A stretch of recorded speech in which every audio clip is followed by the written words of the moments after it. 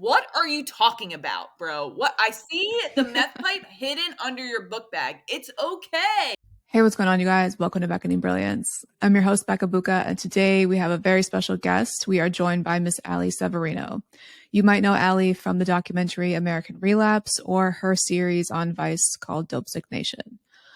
I stumbled across the series on YouTube a couple months ago and I fell in love with her. She's a total angel. She's got quite the tale. She was arrested at 17 for drug trafficking and has since dedicated her life to helping others and making the world a better place.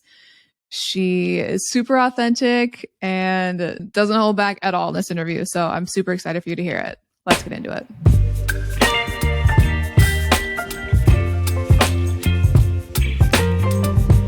Allie fucking Severino. Thank you so much for coming on my podcast. Hey, thanks for reaching out to me. Yeah. I know. I was like, got your email and I was like, of course, you're another woman doing a podcast. Like, you're making it happen. I will like do anything to support. I'm so glad to be here. You're so sweet. I think I told you this, but when I came up with the idea of wanting to do a podcast, I literally sat down and I wrote my list of like guests that I wanted, and you were like right at the top of the list. I was like, I really want to talk to her. So the fact that I even got a hold of you and that you said yes is like mind blowing to me. Amazing. So thank you. So I'm assuming that most people that are watching this will probably know a little bit about your story. You've told it a million times, but I'll kind of just skim over it. You were arrested at 17 for drug trafficking. You were facing 120 years in prison. And then the judge gave you a pass and you ended up with what, 6 months of probation? 6 years of probation. 6 years. Oh, that's right. Yeah. Sorry, I'm trying to No, remember you're the good. Someone said 6 months one time and I was like, I don't know if that would have done the trick for me. Facts. And then you started a magazine and then you had a sober home. Look at you. You're so freaking good. You could just, oh my God, you know it, girl. Yeah. Dude, I had to do my research. I had to ask you a good question. No, you're amazing. And then you did American Relapse. You did the documentary. And then you were picked up by Vice and you did Dopesick Nation. And now you're a homeless outreach worker. Yeah. Am I missing anything? No, that was perfect. You did a great job. Thanks. So you have done a lot in your life. And I guess kind of going back to where you were at when you heard the news about the 120 years, like obviously you made a huge shift in your mindset and in your attitude. I was watching a podcast of yours and you said that it wasn't even the drugs that were necessarily the problem. It was more so your behavior. Big time. And obviously you're a ray of sunshine now and you are an angel. So I was curious, how did you change your emotional mindset and your behavior? So I've always been a little rowdy. I'm still rowdy, right? I have a lot of energy that goes with it and a smile, but sometimes I'll just be saying the craziest shit, but I'm just having a good time saying it. But when you get sober, when I was getting sober, they would always tell us, in the morning, you need to ask God to keep you sober for the day. And at night, you need to thank him for keeping you sober. And so when I was in treatment, I said, it's not even about drugs it's about the drugs and alcohol for sure, but I can get into so much trouble without those things that every morning I would say, please God, please keep me out of trouble today. And at the end of the night, I would say, thank you for keeping me out of trouble, because it was just so much more than that. Because even in recovery, and I think, I don't really talk about this a lot, but I think it's relatable and needs to be said. For years in my early recovery, I was still an asshole. Like I was still doing shit that is super not cool, I was 18 when I got sober. I slept with someone's man, I maybe stole. I did a bunch of crazy shit. I was just a kid who had a fucked up past, who was trying to do something different and was learning every day. Mm-hmm. It wasn't like I got sober and was like, oh, I'm gonna be a decent human now. Like it took for sure time and practice. And that's what I tell everybody when they're getting sober or changing anything in their lives. It's all about repetition. Once you start doing that routine so often, it just becomes second nature. Now it's second nature for me to not smoke crack, right? That wasn't always the case, but it's very normal for me to come home at night and not get high. So, it's all about that vibe for me. Good. Oh my God. Sorry. You threw me off with the sleeping with someone's man, the crack smoking. I've been there. I'm a shitty person sometimes. Like, we all make these massive mistakes. And that's what I try to tell young people. Like, I'm like, okay, you got sober. When I got sober, I crashed cars. I fucked up my credit. Like, I'm still a young person. You know what I mean? That didn't Yeah, change. I yeah, for didn't sure. become like a 35-year-old mature human overnight. Like, I was behind on my rent. All those normal things that young people go through with or without a drug habit. So, Right.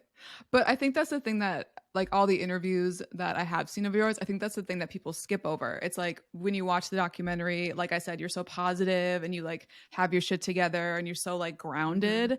And then you tell these stories and you're like, okay, but how did you get there? And I feel like no one's ever asked you that I That's saw at great. least. No, they So don't. They want to talk about the highlights, yeah. and that's fine. And I Hmm. totally understand because the highlights are super cool. It's like, yeah, there has been a lot of cool things that I've been able to accomplish, all done, by the way, by just showing up. Like tonight. Yeah.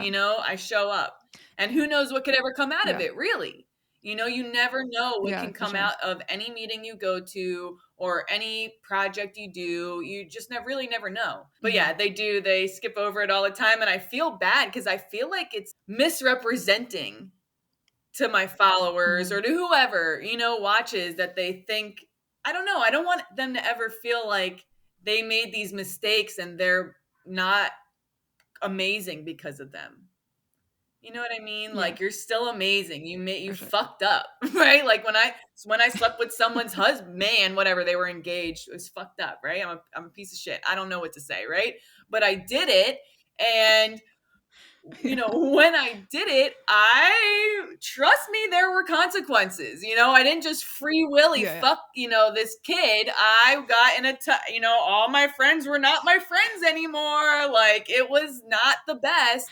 I remember getting my 18 Yeah. month medallion. So, I'm still in very early recovery. I'm getting my 18-month Hmm. medallion, and like my best friend who I was in rehab with wouldn't even give it to me. She was at the same meeting. I said, "Will you give me my medallion?" She was like, "No."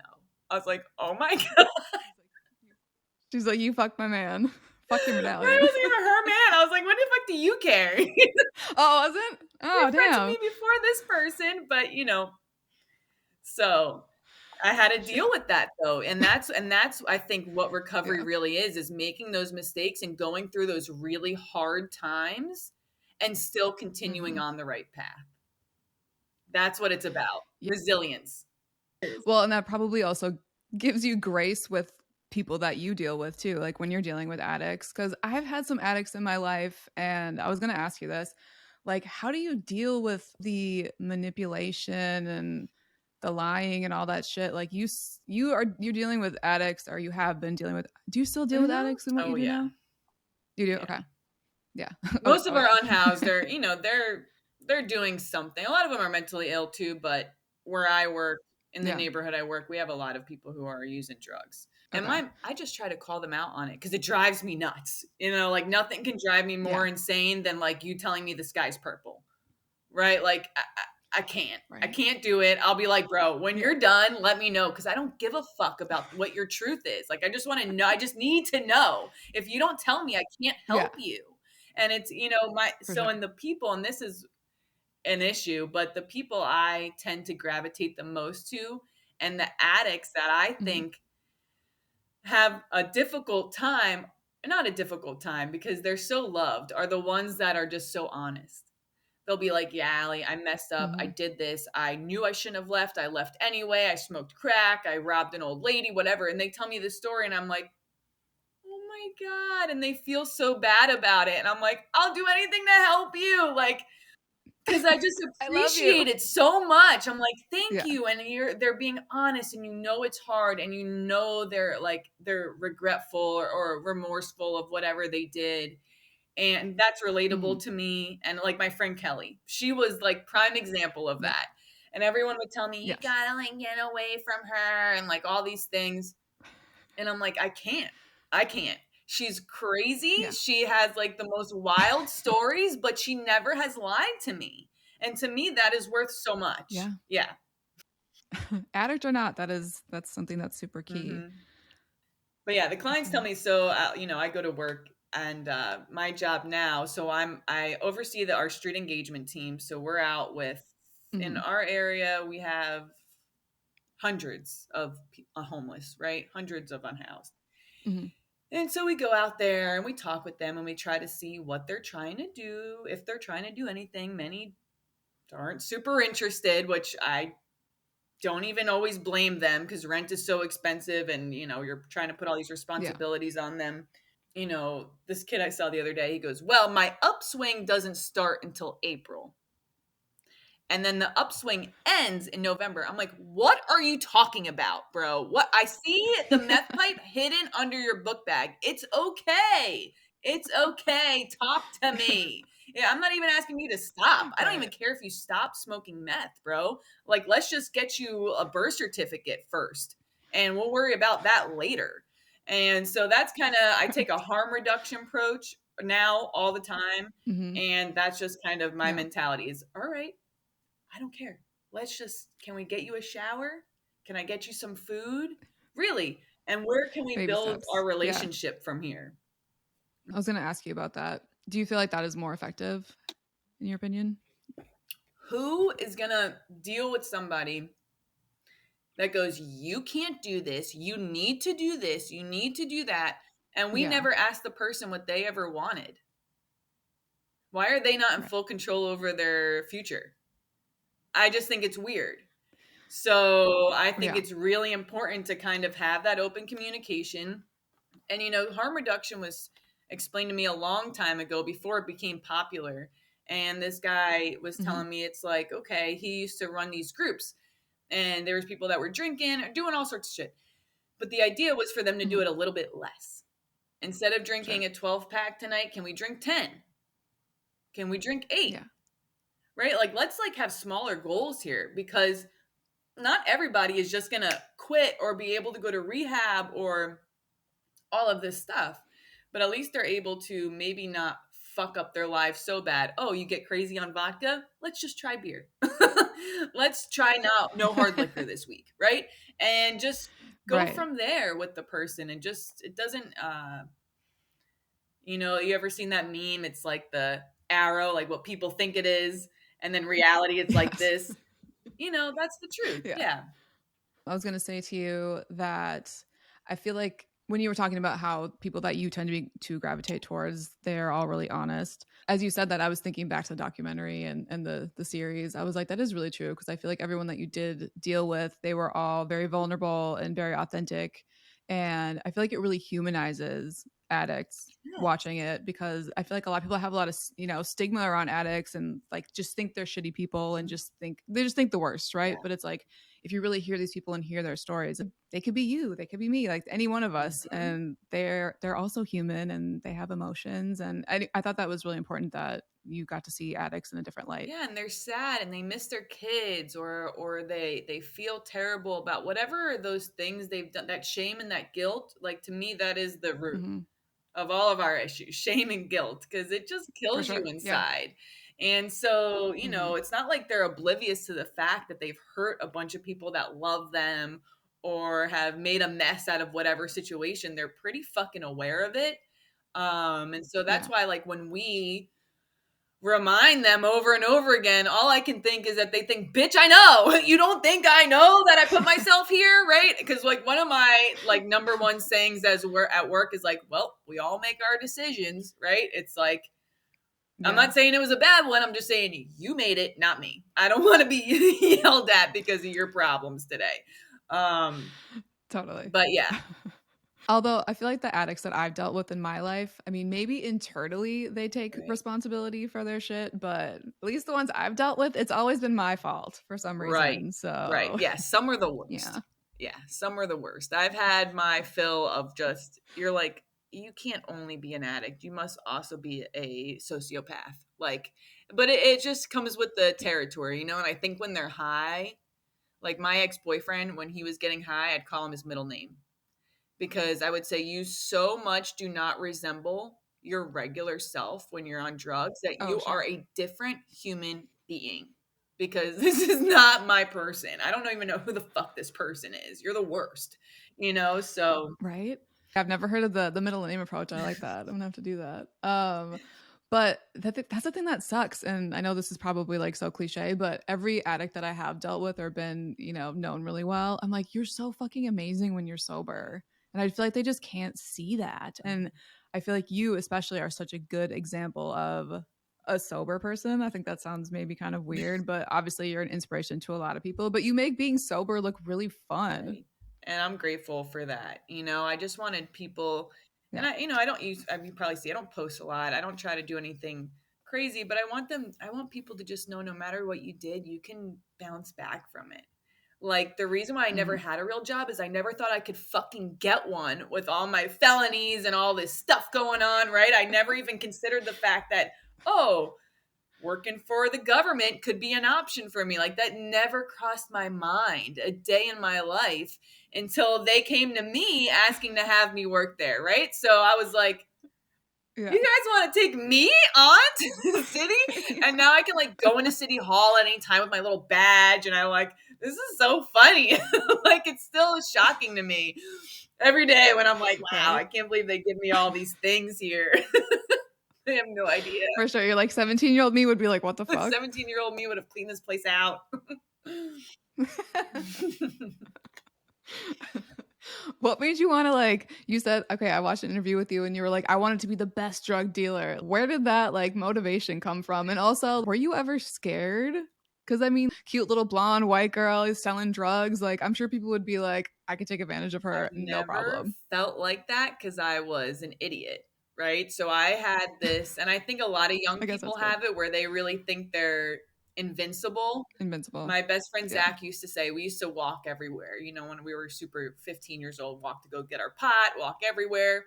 And I would just cross the Uh-huh. road, right? And he would go, my name's Allie. Cars don't hit me. I hit cars, right? Because I just was like, yeah, fuck these people. I don't give a shit. I'm not waiting, just that kind of Yeah. mentality. And I guess I had inspirations. They were just not the best ones. And I think I've told this story before, but I'll never forget me and my best friend that lived across the street. We were sitting in Mhm. his front porch area and we were smoking. And he was like, I want to like work at an animal hospital and be a vet tech and steal all their ketamine. And I was Uh-huh. like, I want to be the best drug dealer ever. And I was just like, something in me was like, do it good. They're all these drug dealers suck. Like we got to fucking put it down on these people. We got to be making all the money. Like, why not have all the good stuff? And that's just where my mind was at. I was like, I'm going to get there. We're going to make money. We're going to make it happen. And he would always remind me, That's at the end amazing. they die, right? They die or get arrested at the end of Scarface or whatever it is. I'm like, Yeah. yeah, I realized that later. How did you even like get the plug for getting like good drugs at 17? Oh, well, so I mainly sold ecstasy, which was Mm-hmm. everywhere back in the day. It was like Yeah, yeah. Molly today or whatever. Yes. Um, I remember. and the rest of it was, and so I met this guy down in Pompano. I don't know. His name was Maine. He like shot someone's ear off. I lost my connection after like almost killed. I'm like, you shot his ear. You got attempted murder for shooting. How upset are you? Sitting in jail, fucking shot this guy in the head. Only hit his earlobe. So, Damn. but the rest of it was all doctors. We were getting all Oh of our yeah. drugs from the source. I had a Yeah. guy who he was actually a gay man. He was an older gay man, Mm-hmm. and he was basically dealing with all the young boys in the neighborhood because we were all on pills, right? Mm-hmm. And so, but they started to rob him and do this and do that. And he called me one day and he was like, "Hey, Allie, like I can't trust any of these fucking people. Like, would you be willing to get rid of my shit for me, right?" And I was like, "All And you're right, like, hell yeah. right." Put me to work. But I was a little nervous because this guy's like a crazy person. Like he is Yeah. a little much, right? A little crazy. And so I was Mm-hmm. like, okay. So he was like, he drops me off 100 Roxys. And I was like, wow, Mm-hmm. 100. That feels like a lot. It just felt like a lot at the Yeah. time. I don't know. I was out in less than an hour. I was like, bro, I'm Damn. out. You gotta come back. And it was and that really is a testament to how badly my community, my kids my age were affected Mm-hmm. by the beginning of the opioid epidemic, the pill mills that were Yeah. just everywhere here in Florida. They were just everywhere. And then the other guy's how I got arrested. I hated this kid too. So I used to go to this rave club. I loved it. It was called Club Exit. We used to have so much fun. It was an all ages club, which like who would ever go to? I would never go to one now, but wow, what a time then. Dancing on the speakers, having the DJ sign your titties, like, we're popping, we're having a good time. And I sold X there, and another kid sold X, and I was like, this fucking guy. And he was the one who ended up, his connect was dry or whatever, and then my other friend like connected us, and the whole time he basically got popped, and then he popped me, right? Shit rolls downhill. Damn. That sucks. And he was old. He was like, no, I'm in my 30s now, but he was in his 30s, and I'm like 17. Like, bro, you're such a pussy. Wow, who does that to a kid? Isn't that weird? Like thinking back to being a teenager and like people that were like in their 30s, and you're like, all right, it's just a 30-year-old, and now like you're in your 30s, and you're like, that's fucking weird to hang out with teenagers and like party with them. Weird. So fucking weird. And now so weird. The kids seem so little. I know, and we thought we were so grown. Oh we my god! Oh! I know. Yeah. So I never got too deep into partying, but I definitely experimented and dabbled and everything. But I've heard you talk also about Dare. Like that was the only like introduction to anything I had as a kid, which I thought it was whack and weird. And now, do they even do Dare anymore? I hope not. I don't think so. I don't think they do the Dare program anymore. I know they have a lot of people come in and speak to the kids, which I think is important, but I'm always conflicted. It's like, should we teach kids in middle school about all the drugs that are available, how to do them, like, just giving them all this information that they can use? Yeah. Or do we wait? But the issue is now, I have friends with kids that are in middle school now, and these kids are getting high already. They're already having sex, they're vaping, they're doing whatever. And I'm like, wow, they're 12. Like, and I don't know if it's, the smartphones. I don't know what has happened that and these aren't like fucked up kids. Like I was a fucked up kid. I had a hard childhood, like shit was not going right for me. But these are just like normal kids, and I'm like, wow, I cannot believe the world like that these kids are just smoking weed every day at 12 and like having sex with a bunch of people, and it's just weird. It is weird. It's scary. They just grow up so much faster now. I feel like such a boomer saying that, but it's true. It is. I was gonna say, do you like, what do you think should be done then with kids? Like even when I was watching the documentary and like the series, I was like, this is the shit that they should like show in high school, because this shit's scary. Like this is real. Like what could happen to you? Because same thing with Dare. I remember them talking about marijuana, and they're like, oh, it'll make you giggle, it'll make you hungry, and I was like, that sounds fun. Right.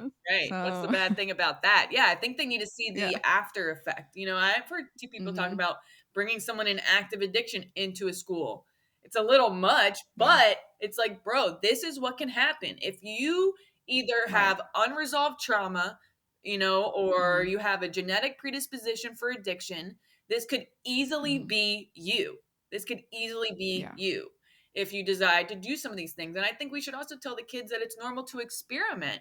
It's normal to experiment smoking weed and drinking and vaping and, whatever, but you got to be safe. And like, so in Florida, I'm glad that they just, for a while, the fentanyl test strips were considered contraband. They were considered like a misdemeanor.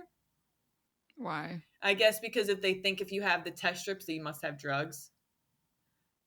Stupid. Okay, whatever. So they just changed it, which is good, because I think if you're going to use, at least, or whatever it is, use safely. Know what you're doing. Understand the consequences. Understand what this will do to you and affect your brain.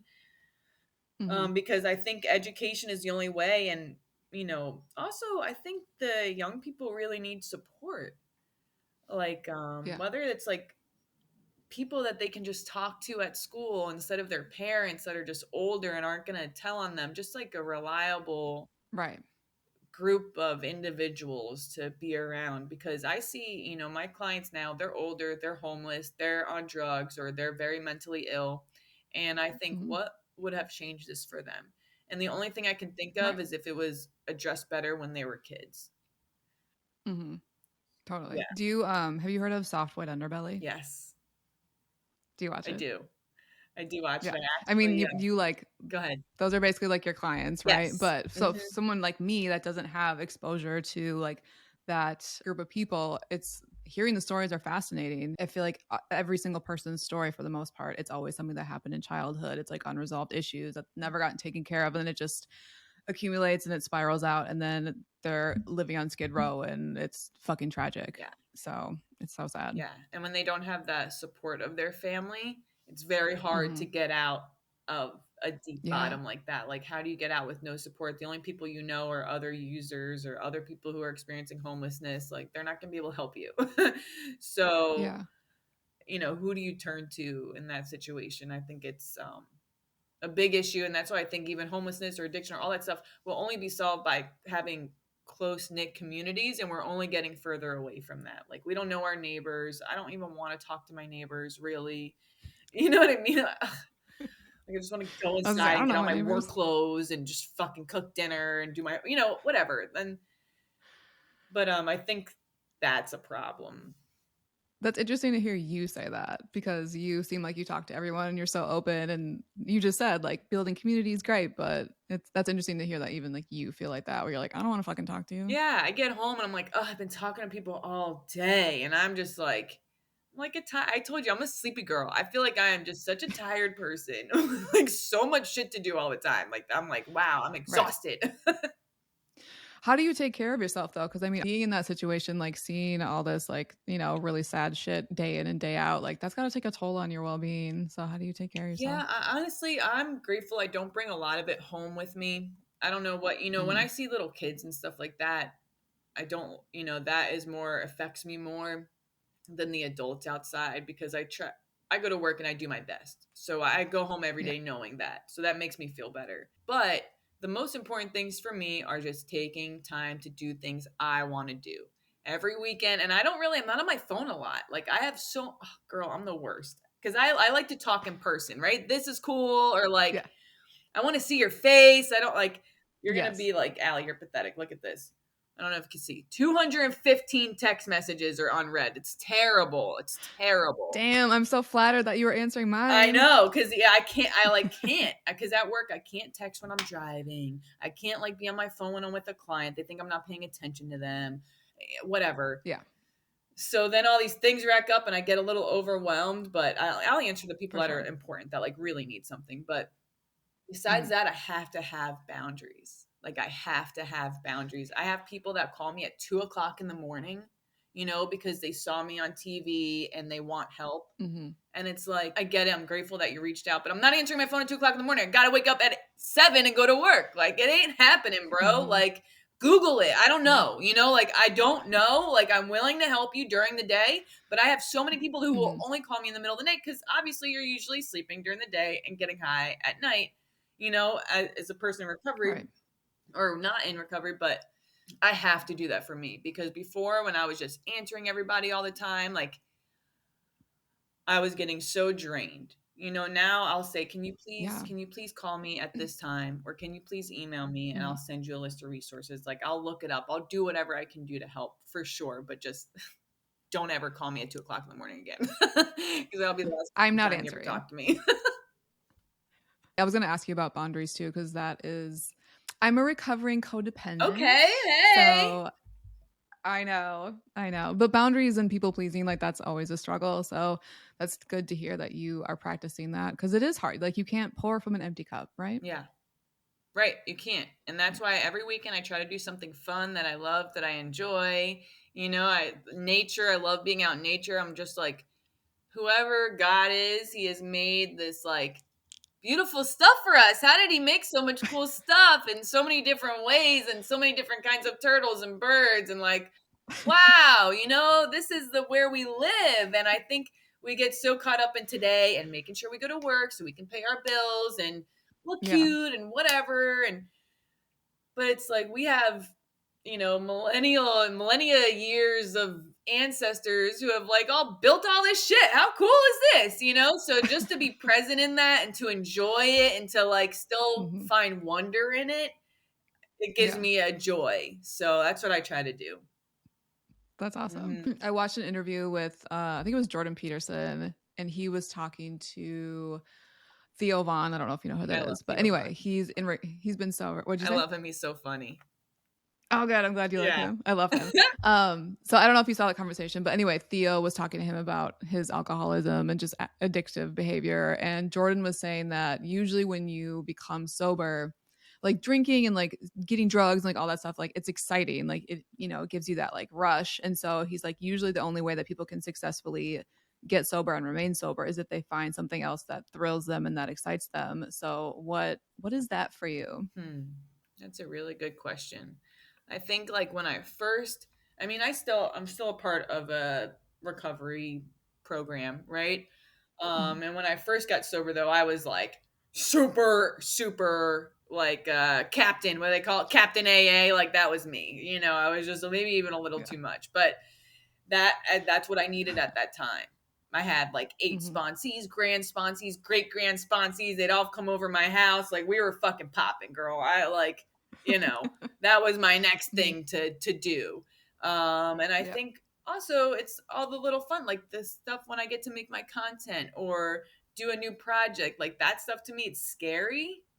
And I think like that fear is like, right, gives you those feelings you need. You're like, oh my God. And then it does good. And you're like, oh my God. Okay, good. I So, still got right, it. we did Yeah. I was gonna say, I mean, part of that must also be like, even just watching you like walk through the hood, like in the documentary and everything. I was like, how is she not scared? Like you are very I fearless. know my boyfriend's all the time. He's like, please stop doing all these things. Like, do you have like, cause at work, we don't have a police officer with us. I'm in the same neighborhoods you've watched me on TV. That's still where I work every single day. And so, Yeah, damn. but it can be. But now I feel really a lot safer because all the homeless people are like my homies. So I always think this. I hope that they save me if I ever need it. And if one of them ever stab me while I'm at work, I really hope I get to sue the city and retire. Like those are my 2 options I'm working with right now. So Well, I hope they don't stab you. me too. Well, I hope if they do, I don't die. It's just like Fair. I need $1 million. Fair. Okay. All right. So now that you got your street cred built up, I was gonna say, do people like recognize you? Like, have they seen you and then be like, "Oh shit, can you help me? Can you get me into rehab? That's that girl." Or are people like, "Oh God, here's Allie. She's gonna try to save me. Like, let No. me fucking run." I don't know if they do that. If they do, I don't notice because they run. But everyone like either people really know me from word of mouth, right? Like Okay. the people that are outside that are getting high or whatever, they don't really watch too much TV. They're not. Some of them do. Some of them notice me from Yeah. TV, but a lot of them Okay. they're got other things going on, but they know I helped their friend, or they have heard of me because I'm the only person who looks like me who works in my department. Period. There's no white, blonde, anything, so they know. Oh, that's the blonde girl. Go ask her, right? So Yeah. that for sure. But even when I go to the grocery store, people notice me and all that stuff, and I never know like what to say or do, but it's so cool. It's so nice that they even care and Yeah. like me. Like it's really nice. So yeah. Do you feel pressure to be positive all the time? Not really, because I don't feel like I'm positive all the time. But like I told you, I'm a ranter. So I'll like get my rant out and then I'm like over it. Yeah. But I rant a lot. And it's not about, it's about systematic issues or like why are we doing this like this fucking stupid, like this needs to be changed or whatever. Or I get like really Yeah. caught up in like wow, this system's broken. Like sometimes I go to Yeah. work and I'm like, I'm not even, am I helping? I don't even know sometimes. That was literally a question that I had for you. I'm like, this just must like feel so insurmountable every day. And I feel like I would lose steam and be like, Mhm. am I even making a difference right now? Even though obviously I know deep down you know that you are, but that's got to feel like the weight of the world is on your shoulders sometimes. Yeah, and it just feels like you'll do something that's really difficult, a task that's very difficult to complete. And you're like, I did it. Like, we fucking did it, right? I can't believe we did it. And then, like, okay, so I'm not going to tell you the whole story, but long story short, I had a lady that was like, we did it. Like, this shit was a nightmare. Like, I would take the rest of the podcast to fucking tell you everything we had to do for this lady to like get her on her feet. Okay. So I do all this. I mean, I get her. Whatever. Long story short, I had moved this woman. She's an older lady. She wanted to go back to Ohio. So I had to do all this stuff in a state I don't know anything about, like whatever. She doesn't have a phone. So I get her up there. I get her into her affordable housing unit, $200 a month for her rent. And I had gotten her retirement and like set her up a bank account and like got her a furniture voucher and a fucking dog and everything that she wanted. Right. And so like a month or two, or it was probably like 3 months later, I'm at one of the soup, you can call it like a soup kitchen. I'm at like one of the soup kitchens and I get a tap on my shoulder and I turn around and it's her. I'm like, bro, are you fucking kidding me? Right? So it's like stuff like that all the time. Like that's what it feels like. It's stuff like that all the time. But I was telling somebody today, I said, we see those people because they're in our face.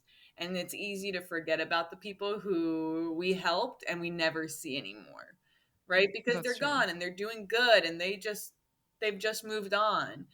But one of the new girls we hired, she's 25. This is her first job like this. She was just like, how have you been doing this long? Like, doesn't it feel like we're not getting anything done and it's like the same problems every day? It's like, yeah, it's the same problem every day. There's a million homeless people. They all want help. The people that aren't homeless don't want to look at the homeless people because all of our homeless like to stay on the intercoastal waterways, like in the nicest part of town, which those people are like, hello, I paid $12 million. Like, why is there an encampment outside?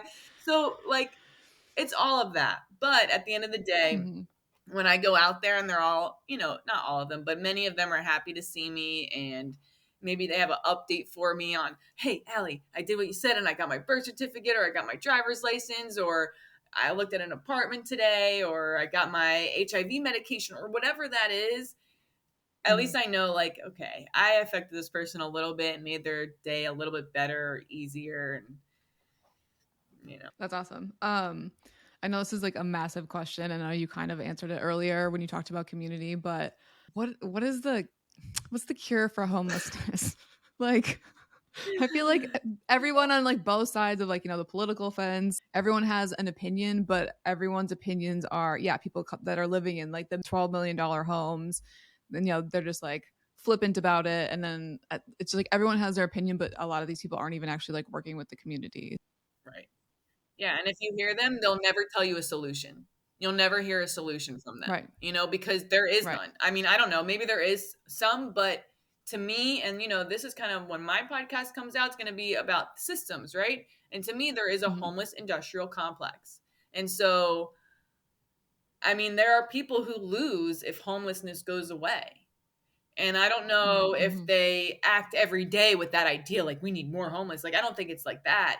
But, maybe the system we have created doesn't work to keep people out of homelessness. And I mean, for me, where I live, it's hard because rent is so expensive. I'd say that's our number one issue. We're seeing more and more people outside because the average rent for a 1-bedroom is $2,000.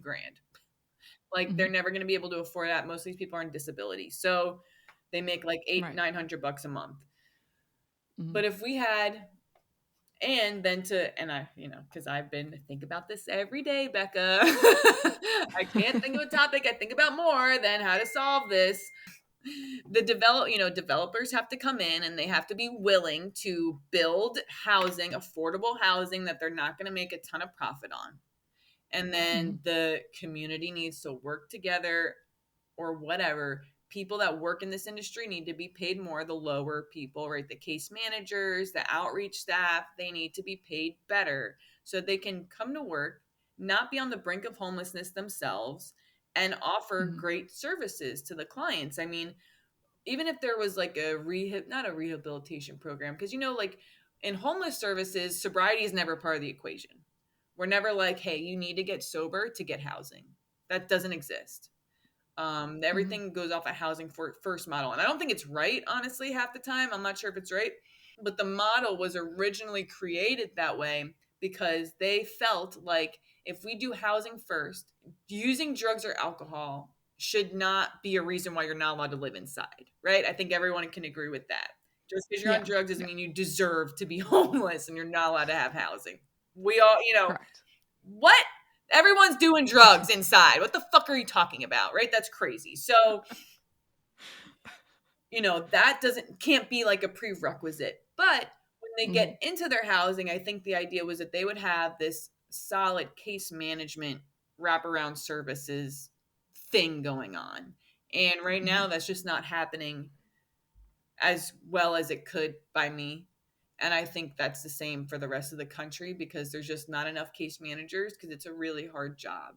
It's basically like teaching a teenager who has substance use and mental health issues at the same time how to cook and clean and pay their rent on time and those basic life skills, and it's difficult. So I don't know. But I think if we had that affordable housing to start and wraparound case management services that were like very intensive and like transportation that was like reliable and fixing those small things, I think it would improve so much. I think it would improve so much.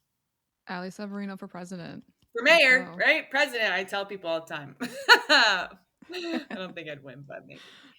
I'm glad that you brought up your podcast because I was going to ask you about that. So you're going to be focusing on like the systems of everything. Cool. Yeah, my kind of goal is I want to do, not that the systems are always bad, but I just don't know if we all realize like the systems that kind of guide our everyday lives, whether it's the education system that I have to deal with because everyone wants a degree, like because you're not smart if you don't have one, right? So you got to get that, or maybe it's like the obviously foster care system, prison system, all of these things can be better and we are capable of making them better. But it's important to remember where we came from, like, because I want to start it with a little bit of history, like, okay, prison, yeah, we can make it better, but back in the day we used to chop your hand off. I still think we should chop some people's hands off, but whatever. Okay, my opinion, some fucking people deserve it. Facts, right? But you also used to have debtor's prison, right? So people that like owed debts, if you owed $10 on your car payment, they'd be able to lock you up. Like that's not super cool, right? So it's like medieval times, you just like shackle you to a horse and ride till you die, I don't know. However, we're growing as civilization, but I think it's important to look at our history. What are we doing now and like what's working and maybe what could be like a little better. Good deal.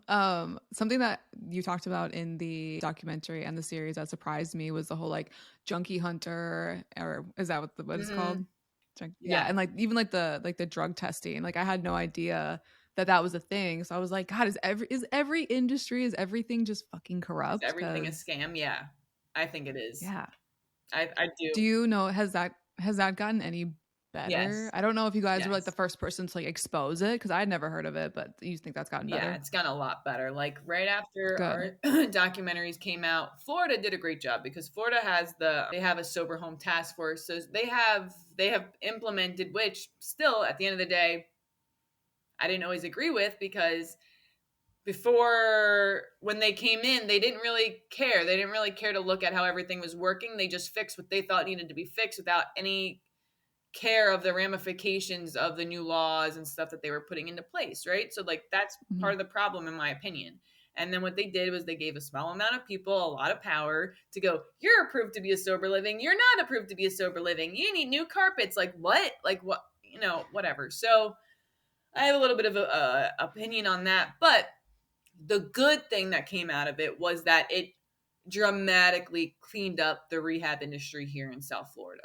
California, a lot of the body brokers that were here in South Florida moved to California because that's like the new hot spot because they have such little regulation. You barely need any licensing to like own certain rehab levels of care or sober livings or anything like that. So it's so much easier, and insurance reimburses differently in different states. So since Sure. Florida was like being Florida, right?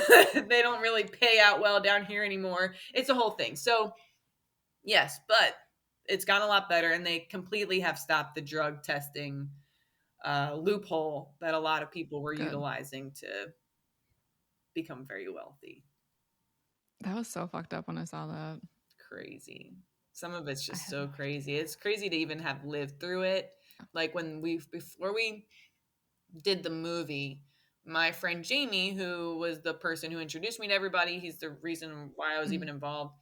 He came down for the weekend with his brother, and there was this sober home. It was ran by Kenny Chapman, which, if you look him up, he's like notorious, terrible human being. Like had women chained up in the bedrooms and all this crazy stuff. Yeah, it was like, bro, you don't even need to be that fucked up to make the money.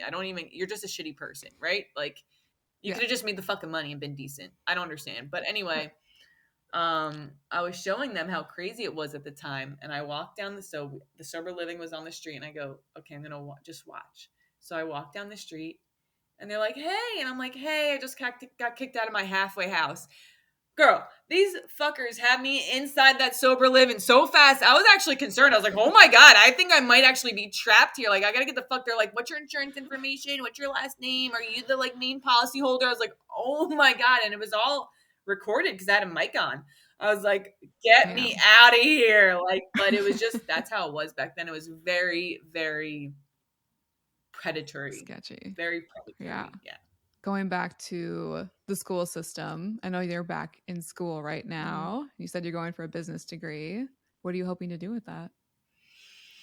I don't even know. I don't even know Just what to flex do on with it. people that you have a degree? Well, so they have like so my degree specializes in entrepreneurship. You know, it's like a Mm-hmm. business with a specialty in entrepreneurship. And so I like the idea of they have these things called social entrepreneurs, which are people Mm-hmm. who use their entrepreneurship tendencies to create solutions for like social problems. So I like that Okay. idea, but my main goal, and it still is, it's just a very long-term goal, is I really would like to get my master's in social work and to just have my LCSW, which is like a licensed clinical social worker. So I could Mm-hmm. like have my own practice or be a director of a facility or something like that. I just could not get the bachelor's in it because I like can't stand the people who want to be social workers. I don't know what's wrong with me. It's terrible. I know. And it's because they haven't really worked in the field. So I go like any of the classes I've taken, Mm-hmm. they just don't get it. They just don't get it. And they believe Yeah. in these ideas that are like not fucking helpful. They're just popular. They're just popular, but it's not real life. And Yeah. so I just couldn't do it to myself. My mental health, I couldn't do it. I was like, I fucking can't. I want to because if I did, I'd be able to get into this like accelerated program, but I enjoy business. I love it a lot. And Mm. so I just figured to do what I like. That sucks about the social worker because I feel like you'd be I perfect for that. They probably need you. They need some I'm authentic already a people that like social know their worker. You don't even shit. need to go to school for it. That's why I don't get it. I was like, That's okay, I'm gonna get true. a bachelor's and make the same amount of money I do now. Like, God, it's No, such that a sounds terrible. scam. But that's so true though. Like there's so many people that think that they know everything just because they like read it online or they read it in a book and it's like it's not practical, it's not real, it's not gonna work. No. And you read it in a book Yeah. that was written by people who read books, in my opinion. I just don't.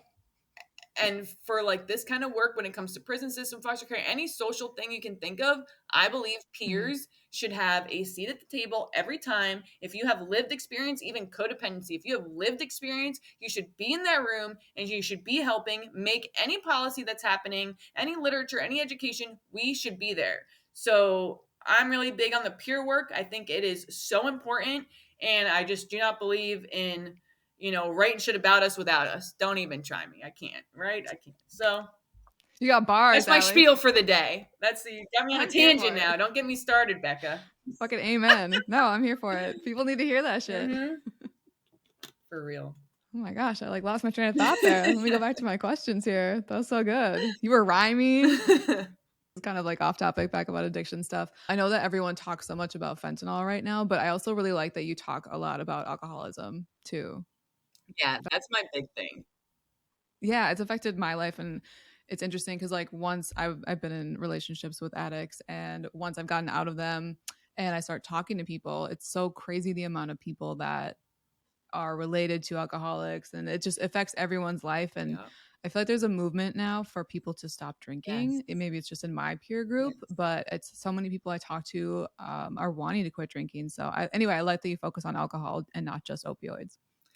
Yeah, and I was literally thinking about this exact topic before I jumped on here with you because I was thinking about how it's become more it's not very acceptable, but it's more acceptable than it used to be to say no to a drink or to tell people that you don't Mm-hmm. drink because really people look at you like you have five heads It's when true. you're like, I don't drink. They think, oh, you're a crackhead, obviously. That's why you don't drink or something, right? Like they just think, and that's crazy. Like that shouldn't have to be that way for people to not want to drink alcohol.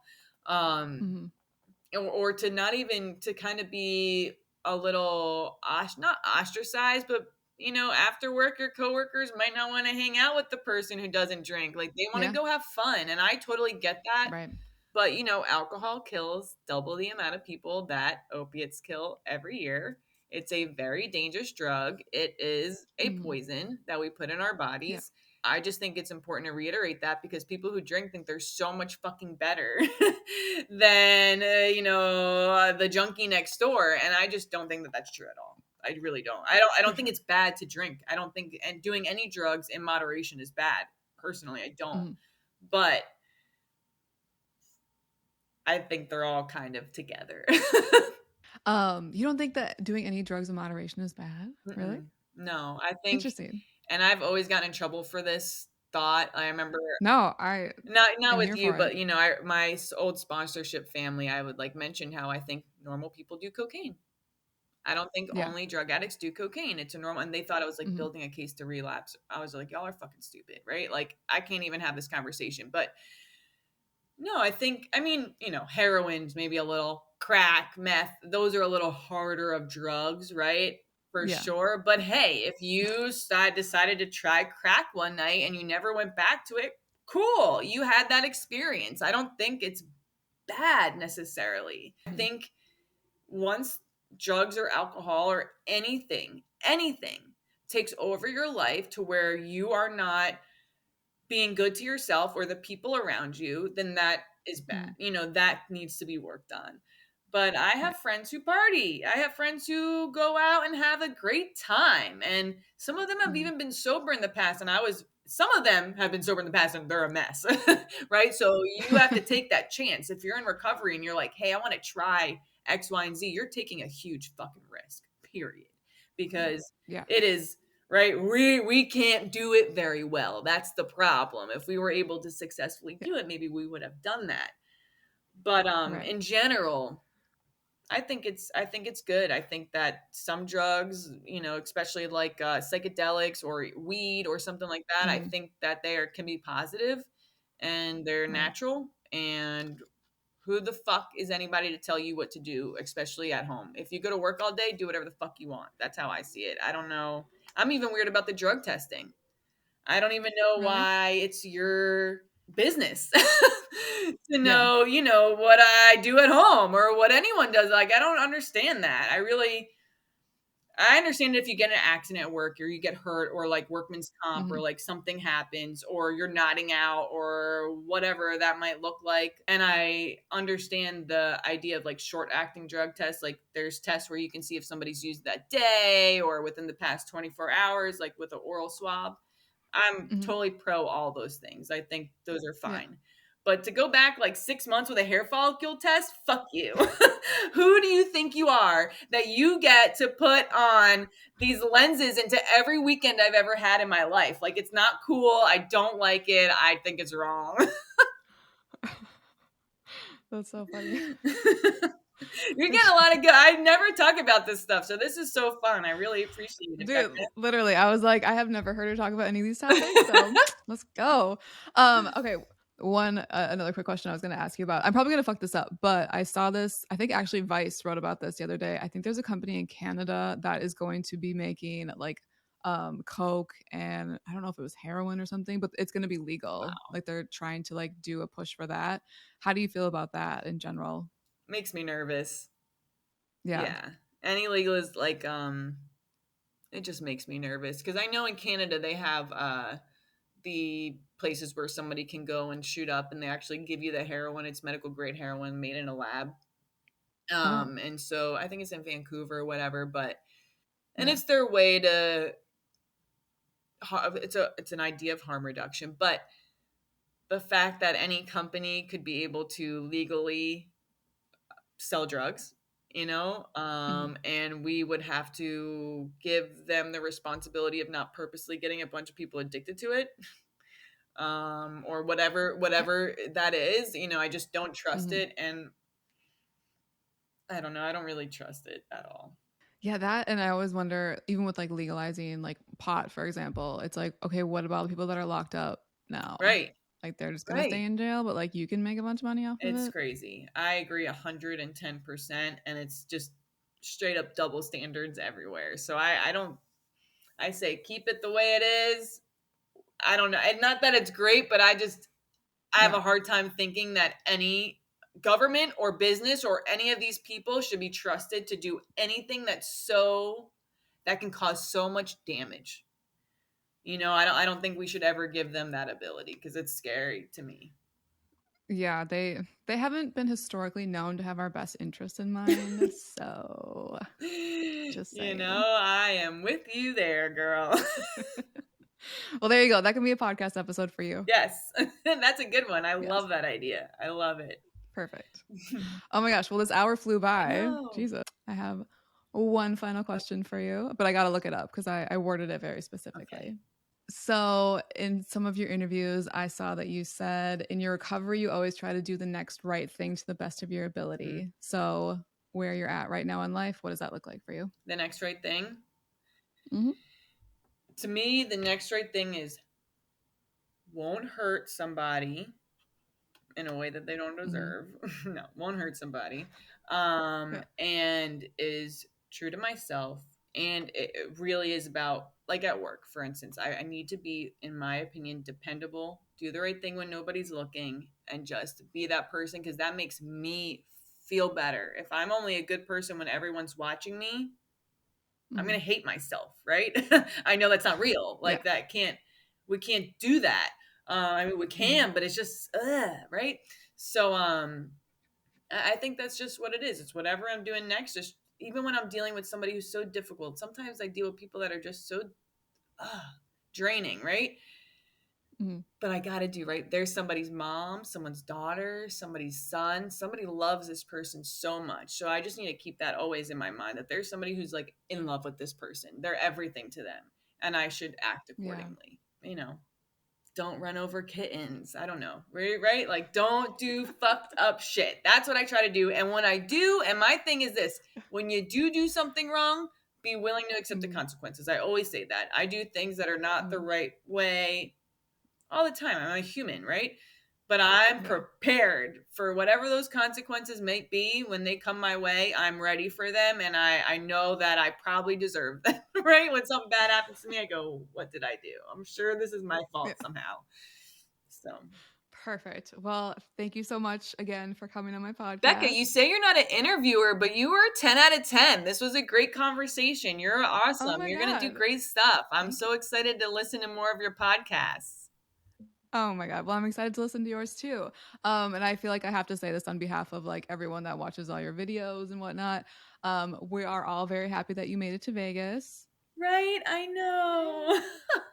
Hey. Me Hey. too. And you're a fucking angel, and everyone out there appreciates you and what you do every single day to make the world a better place. There's not a lot of people like you out there, Allie Severino. So I hope you know that. I appreciate it, Becca. I really do. I know I get shy when people say, It's I'm like, well, thank you. I'm sure it would be awkward to have someone say that too. I But really but no, appreciate it, it's though.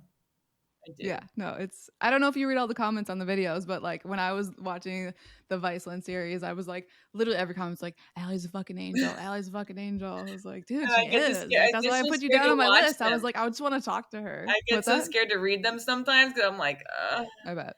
and it's always, and everyone's so loving towards me, and I think I feel like I don't deserve it sometimes. I'm like, these people are so loving to me. Like, what did I do to have that? So I'm very grateful to you or anybody who's just kind to me and, is supportive. It just means a lot. So thank you. For sure. You literally saved lives. We've seen it. We've seen it. So. All right. Well, thank you. Hopefully I'll talk to you again soon. Yes, Miss Becca. Of course. Of course. So, maybe I can visit you in Dallas and you can do my face. Dude, hell yeah. I would love if you came to Dallas and I did your face. Yeah, that'd be And so everyone out there, stay brilliant.